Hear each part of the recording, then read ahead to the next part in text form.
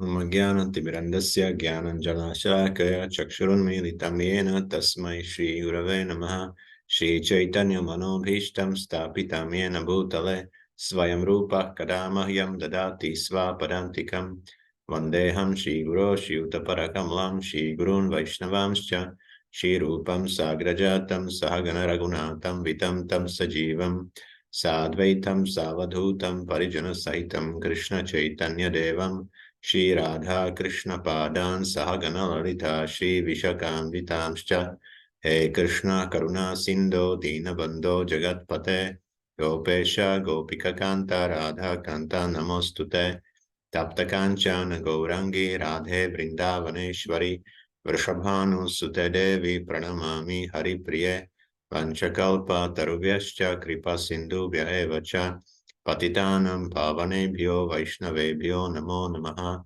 Shri Krishna Chaitanya Prabhu Nityananda Shri Advaita Gadadhara Shivasadi Gaura Bhakta Vrinda Hare Krishna Krishna Krishna Hare Hare Hare Rama Rama Rama Hare Hare Hare Krishna. So we will continue with reading from Bhagavad-gīta as it is, from His Divine Grace A.C. Bhaktivedanta Swami Prabhupāda, founder-ācārya of International Society for Krishna Consciousness.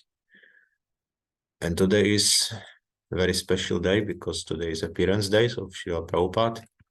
So I feel very grateful to Srila Prabhupada that he brought us this Bhagavad-gīta as it is, because it's really a treasure of Vedic literature. So because of him, we can access this eternal knowledge. And basically this chapter 2 is about the knowledge. Krishna is giving some preliminary knowledge to Arjuna, and we will speak about it later, what's the importance of knowledge. Okay, so the theme of the chapter is detached work for the pleasure of the Lord, or naiṣkarmya, and in this way we can realize ourselves as the servant of the Lord. And Lord is speaking now about, we are in the last section, Lord is speaking about the qualities of person who is in this divine consciousness. And last time we spoke about control of senses, how contemplation on sense objects can trigger a chain of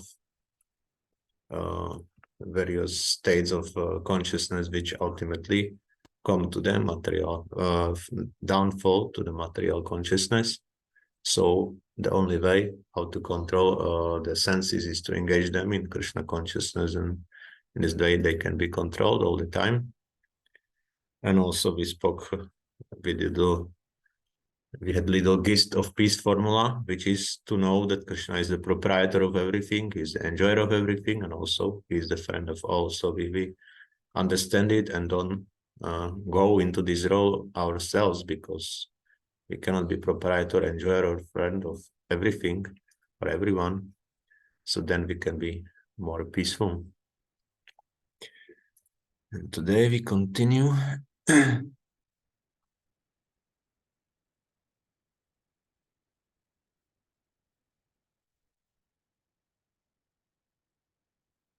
68.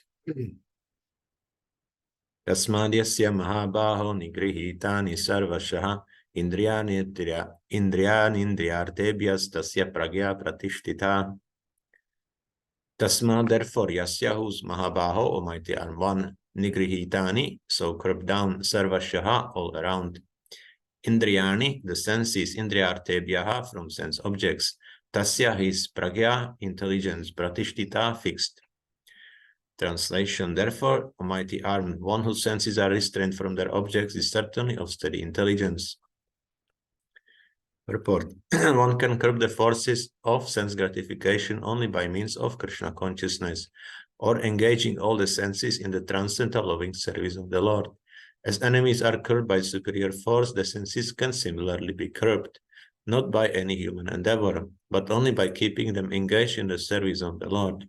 One who has understood this, that only by Krishna consciousness is one really established in intelligence, and that one should practice this art under the guidance of a bona fide spiritual master is called a sadhaka, or a suitable candidate for liberation. So here Krishna is continuing his speech about how this sthita-prajña, this person in divine consciousness, is walking, or how he's engaging his senses. And Srila Prabhupada is hinting here that senses should be engaged all the time in Krishna consciousness, in transcendental loving service of the Lord. And person who is doing this, and he is taking also guidance how to do it from a bona fide spiritual master, is called a sadhaka. So he's a person who is trying to achieve perfection, and therefore he is suitable candidate for liberation. So 269. Yanisha sarva bhutanam tasyam jagarti samyami yasyam jagrati bhutani sanisha pashyato munehe.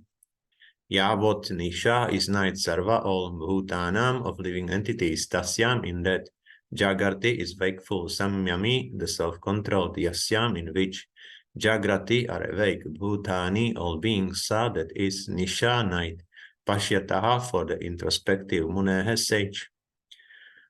Translation: what is night for all beings is the time of awakening for the self-controlled, and the time of awakening for all beings is night for the introspective sage. Purport: there are two classes of intelligent men. One is intelligent in material activities for sense gratification, and the other is introspective and awake to the cultivation of self-realization. Activities of the introspective sage or thoughtful man are night for persons material absorbed. Materialistic persons remain asleep in such a night due to their ignorance of self-realization. The introspective sage remains alert in the night of the materialistic man. The sage feels transcendental pleasure in the gradual advancement of spiritual culture, whereas the man in materialistic activities, being asleep to self-realization, dreams of varieties of sense pleasure, feeling sometimes happy and sometimes distressed in his sleeping condition. The introspective man is always indifferent to materialistic happiness and distress. He goes on with his self-realization activities undisturbed by material reactions. So here we see how this is a great polarity when somebody takes to self-realization compared to someone who is doing just material activities for sense gratification. It's like completely opposite words, that persons who are into sense gratification, for them self-realization is like not important at all, it's something behind. They are not at all interested. Even we can see that even time-wise, those materialistic persons are mostly active in the night. Even in, I don't know, big cities is the most prominent. There is various nightclubs, so people are there till, I don't know, 3 a.m. or 4 a.m. And at the time, basically, those who are self-realized, at the time they're awakening to do their morning spiritual activities. And we can even maybe encounter in these big cities that devotees are coming for Mangalarati, and those materialistic people are coming from their nightclubs and going to sleep at that time. So we can see how it is, even time-wise, is this polarity visible. Yeah. So,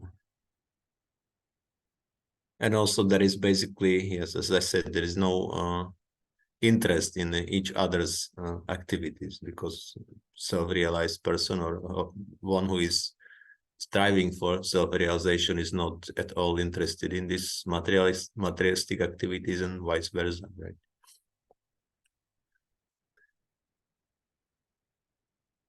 Okay. 270. Apuryamānamachala pratishtam samudramāpa pravishanti advat kāmayam pravishanti sarve sashanti māpnoti nakāma kāmi. Apuryamanam, always being filled, achala pratishtam, steadily situated, samudram, the ocean, apaha, waters, pravishanti, enter, yadvat, as, tadvat, so, kāmaha, desires, yam, unto whom, pravishanti, enter, sarve, all, saha, that person, shantim, peace, apnoti achieves na not kama kami, one who desires to fulfill desires. Translation: a person who is not disturbed by the incessant flow of desires, then enter like rivers into the ocean, which is ever being filled but is always still, can alone achieve peace, and not the man who strives to satisfy such desires. Purport: although the vast ocean is always filled with water, it is always, especially during the rainy season, being filled with much more water, but the ocean remains the same, steady. It is not agitated, nor does it cross beyond the limit of its brink. That is also true of a person fixed in Krishna consciousness. As long as one has the material body, the demands of the body for sense gratification will continue.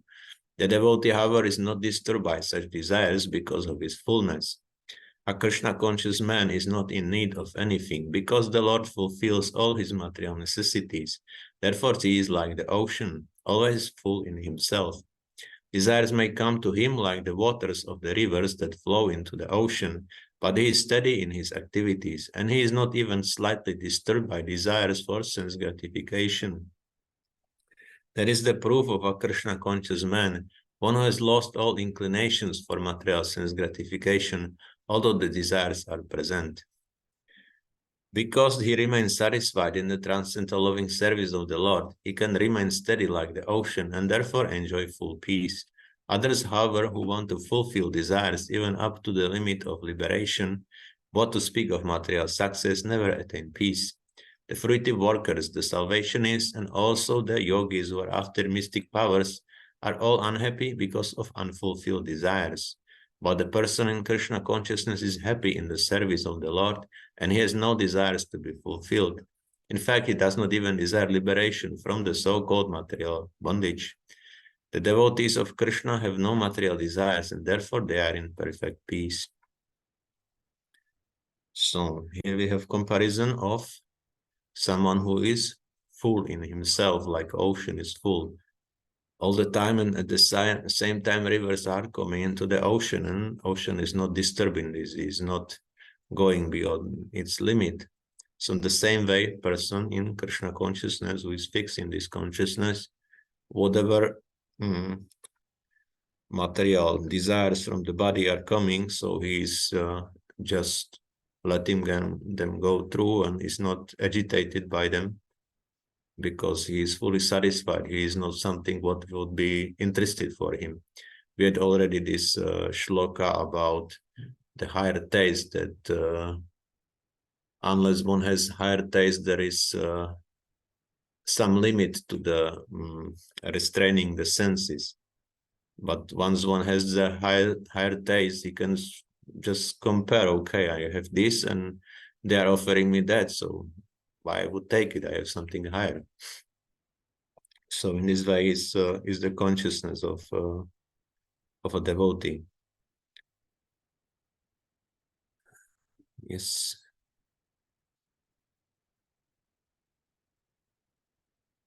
Common spiritual practices bring security also. Yes, the person feels secure because he knows that Lord is taking care of him. Or you mean something else also?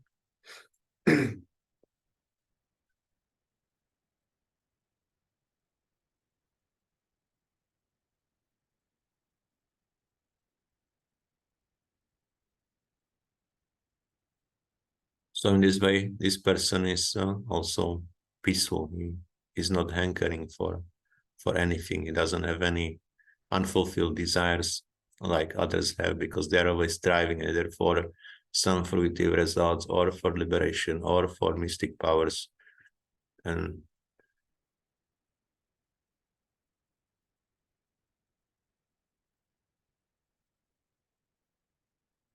But material person always insecure and wants to exploit others. Yes, because of this insecurity, he's searching it outside. No, he doesn't have it inside, so naturally he's searching for it outside. For this security, we also spoke about the word Vaikunta. Vaikunta means without anxiety. So basically, this is what is acting there. in the spiritual world or for one who is in spiritual practice.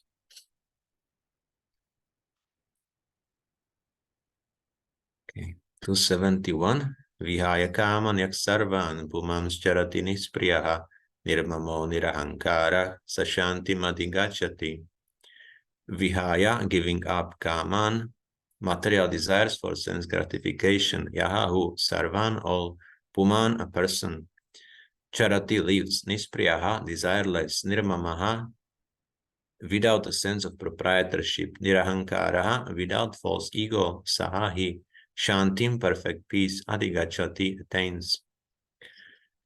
Translation: a person has given up all desires for sense gratification, who lives free from desires, who has given up all sense of proprietorship and is devoid of false ego, he alone can attain real peace.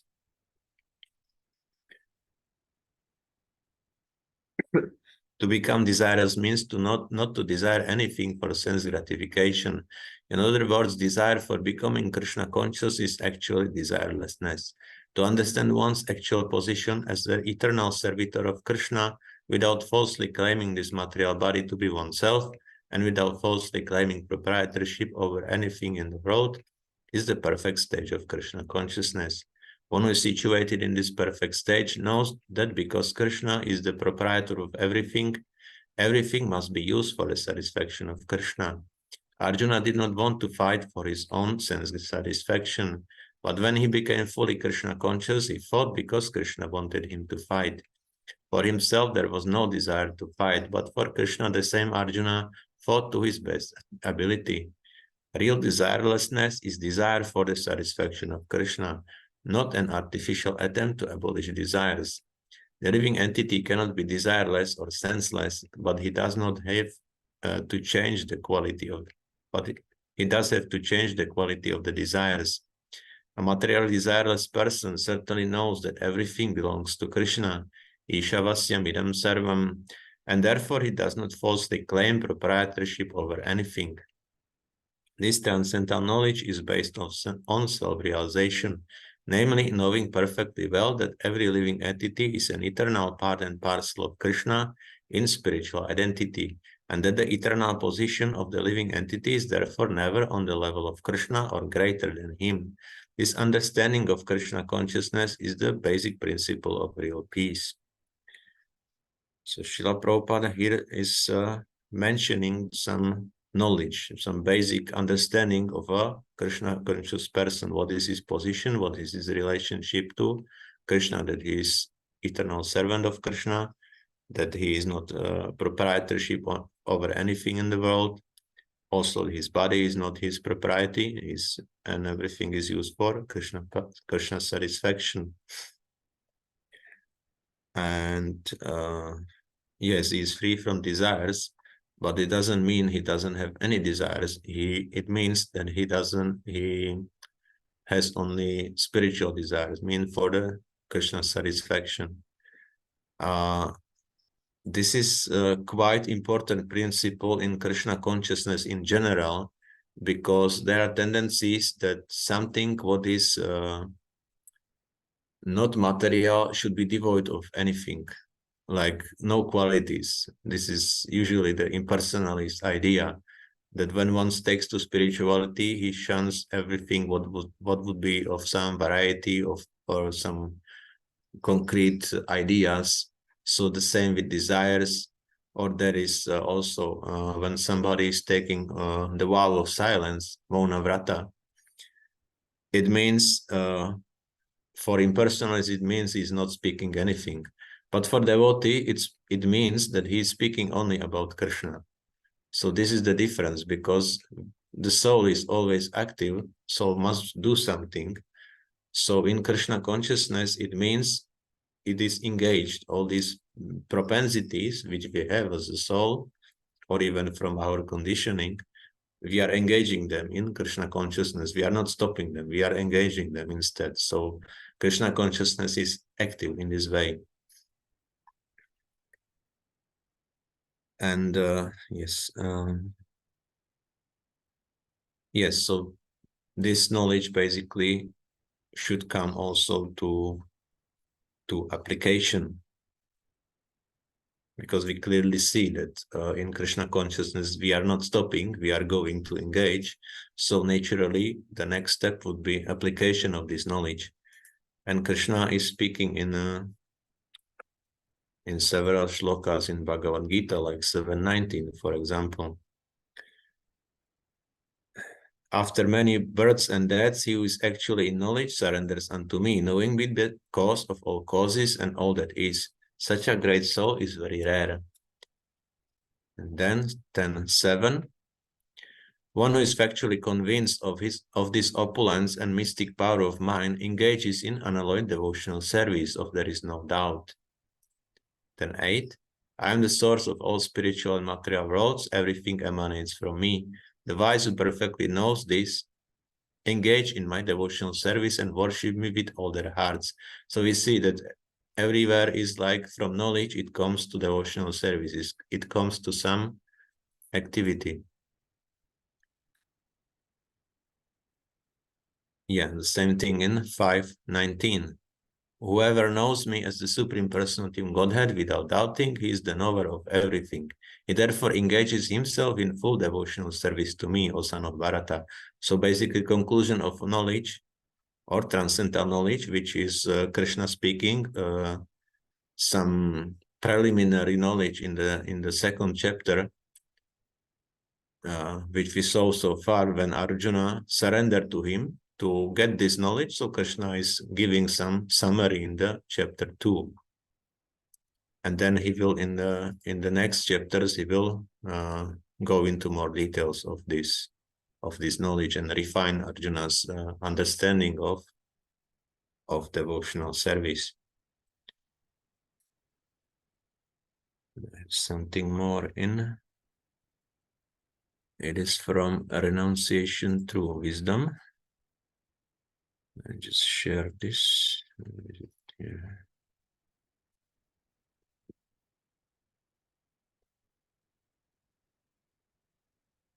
Is it visible?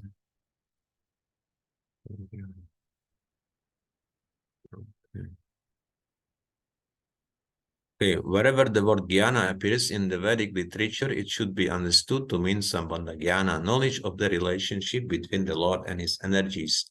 It does not refer to the impersonalist concept of the Supreme. After a person understands sambandha jnana, he comes to the stage of abhideya jnana, knowledge of how to act in his relationship with the Supreme Lord. This is devotional service practiced by liberated souls. The mature stage of abhideya jnana leads one to love of Godhead, the ultimate goal of all living entities. So in the beginning, we spoke there is something like sambandha, which is understanding of our relationship and our position. Then is abhideya, which means some process from this understanding. And ultimate goal is prajña, or love of Godhead, which is attained by performing this abhideya.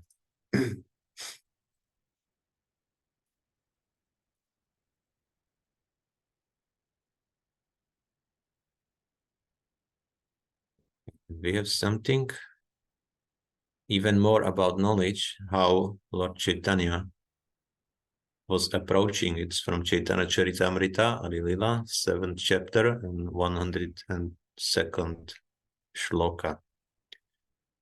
After hearing the Mayavadi sannyasis speak in that way, Lord Chaitanya Mahaprabhu smiled slightly and said, "My dear sirs, if you don't mind, I can say something to you regarding Vedanta philosophy." Purport: the Mayavadi sannyasis, appreciating Lord Chaitanya Mahaprabhu, inquired from him why he did not discuss Vedanta philosophy. Actually, however, the entire system of Vaishnava activities is based on Vedanta philosophy. Vaishnavas do not neglect Vedanta, but they do not care to understand Vedanta on the basis of the Shariraka Bhashya commentary. Shariraka Bhashya commentary is from Shankaracharya's Mayavadi commentary. Therefore, to clarify the situation, Lord Chaitanya Mahaprabhu, with the permission of the Mayavadi sannyasis, wanted to speak regarding Vedanta philosophy. The Vaishnavas are by far the greatest philosophers in the world, and the greatest among them was Srila Jiva Goswami Prabhu, whose philosophy was again presented less than 400 years later by Srila Bhaktivedanta Saraswati Thakura Maharaj. Therefore, one must know very well that Vaishnava philosophers are not sentimentalists or cheap devotees like the Sahajyas. All the Vaishnava Acharyas were vastly learned scholars who understood Vedanta philosophy fully, for unless one knows Vedanta philosophy, he cannot be an Acharya. To be accepted as an Acharya among Indian transcendentalists who follow the Vedic principles, one must become a vastly learned scholar in Vedanta philosophy, either by studying it or hearing it. Bhakti develops in persons of Vedanta philosophy. This is stated in Srimad Bhagavatam 1-12. Tachradhadhanam unayo jnana vairagya yuktaya pashyantyatmani chatmanam bhaktya shruta grihitaya. The words bhaktya shruta grihitaya in this verse are very important, for they indicate that bhakti must be based upon the philosophy of the Upanishads and Vedanta Sutra. Srila Rupa Goswami said, Shruti Smriti Puranadi Pancharatra Vidhim Vina Aikantiki Harer Bhaktir Utpatayaiva Kalpate. Devotional service performed without reference to the Vedas, Puranas, Pancharatras, etc. must be considered sentimentalism, and it causes nothing but disturbance to society. There are different grades of Vaishnavas, Kanishtadikari, Madhyamadikari, and Uttamadikari. But to be a Madhyamadikari preacher, one must be a learned scholar in the Vedanta Sutra and other Vedic literatures, because when bhakti-yoga develops on the basis of Vedanta philosophy, it is factual and steady. So we see again how very important for devotees is to have this knowledge, even if one, which is desired stage, the Madhyamadikari is at least the minimum desired stage for the devotee, because he is very much fixed in knowledge. He knows the scripture, so he knows why he is doing these things. Kanishtadikari has some preliminary faith. He is just repeating what others are doing, but there is not much substance if he needs to explain what is going on.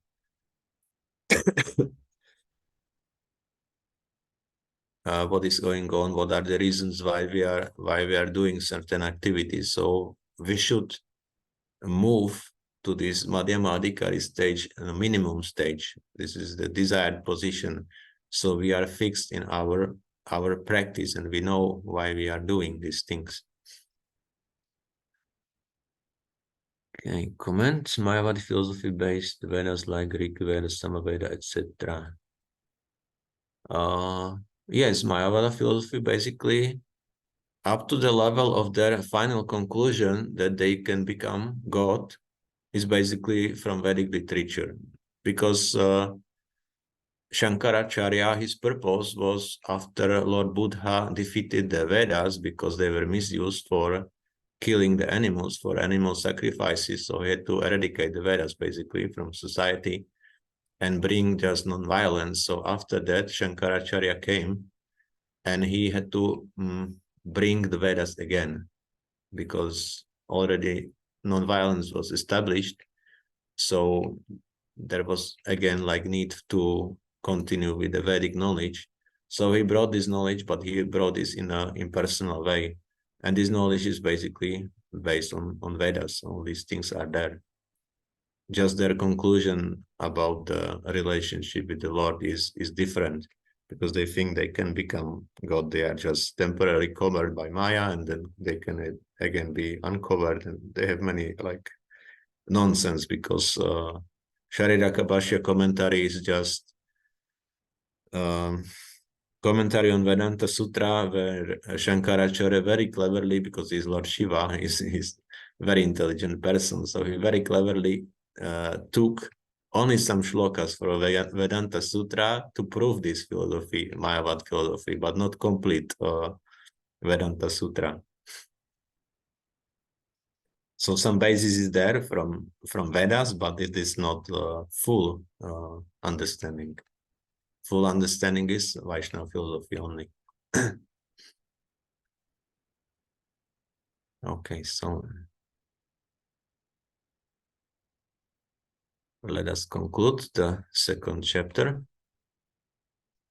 Esha Brahmi stitih partha nainam prapya vimuhyati stitva syam antakalepi brahma nirvanam richati.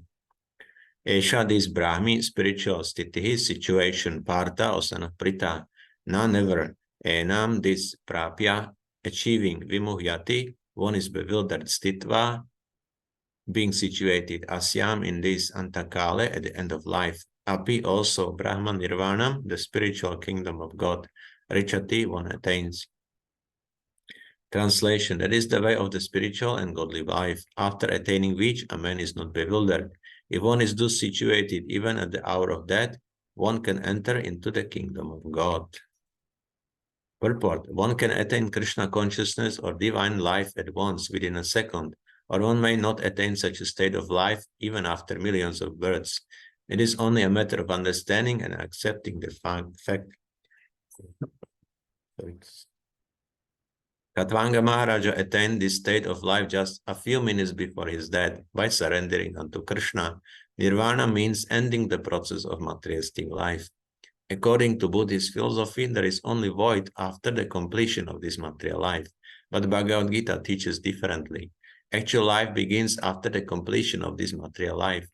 For the gross materialist, it is sufficient to know that one has to end this materialistic way of life. But for persons who are spiritually advanced, there is another life after this materialistic life. Before ending this life, if one fortunately becomes Krishna conscious, he at once attains the stage of Brahma Nirvana. There is no difference between the kingdom of God and the devotional service of the Lord, since both of them are on the absolute plane. To be engaged in the transcendental loving service of the Lord is to have attained the spiritual kingdom. In the material world, there are activities of sense gratification, whereas in the spiritual world, there are activities of Krishna consciousness. Attainment of Krishna consciousness, even during this life, is immediate attainment of Brahman. And one who is situated in Krishna consciousness is certainly already entered into the kingdom of God. So, Prabhupada is speaking here about the attainment of spiritual life, or transferring from material life to spiritual life. This can happen. There are various views on this, like time-wise, this can happen even within a second or meanings, like for Khatvanga Maharaja. He just surrendered a few minutes before his death, and he attained this state. But for someone, it can take millions of births also. Another thing is, it can happen that after giving up this body, after death of this body, we are transferring to different life, not to material life, but to spiritual life. But this can also happen during our lifetime. So just by being in spiritual consciousness, we are already in this spiritual state, or Krishna consciousness. We doesn't have to wait for that, for this. Even when after that one would go to the spiritual world, it means already that during his lifetime he was in this consciousness. Otherwise, there would be not possible for him to get spiritual body after leaving this material body. So it is very much implied by this, that we have this consciousness already during our lifetime. But for materialistic people, they think that after materialistic way of life there is nothing, there is void, or like Buddhists are saying. But for devotees, life continues in a spiritual way.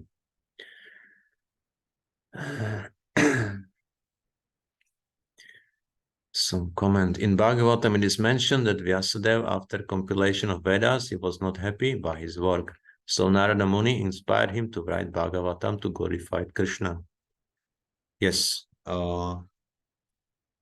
Basically, Bhagavatam is mentioned as a ripened fruit of the Vedas. It's like a summum of all the Vedas, or how to say, the highest point, or the essence of the Vedas. So yes, Bhagavatam is, that's why Vyasadeva was not happy, because he did not get this perfection of his work.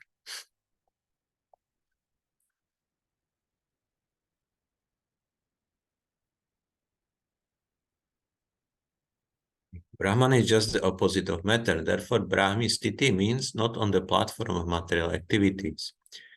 Devotional service of the Lord is accepted in the Bhagavad-gītā as the liberated stage. Sagunan samatiti aitan brahma bhujaya kalpate. Therefore, Brahmi sthiti is liberation from material bondage. Srila Bhaktivedanta Thakur has summarized this chapter of the Bhagavad-gītā as being the contents for the whole text. In the Bhagavad-gītā, the subject matters are Karma Yoga, Jnana Yoga, and Bhakti Yoga. In the second chapter, Karma Yoga and Jnana Yoga have been clearly discussed, and a glimpse of Bhakti Yoga has also been given as the contents for the complete text. Thus end the Bhaktivedanta purports to the second chapter of the Srimad Bhagavad-gītā in the matter of its contents.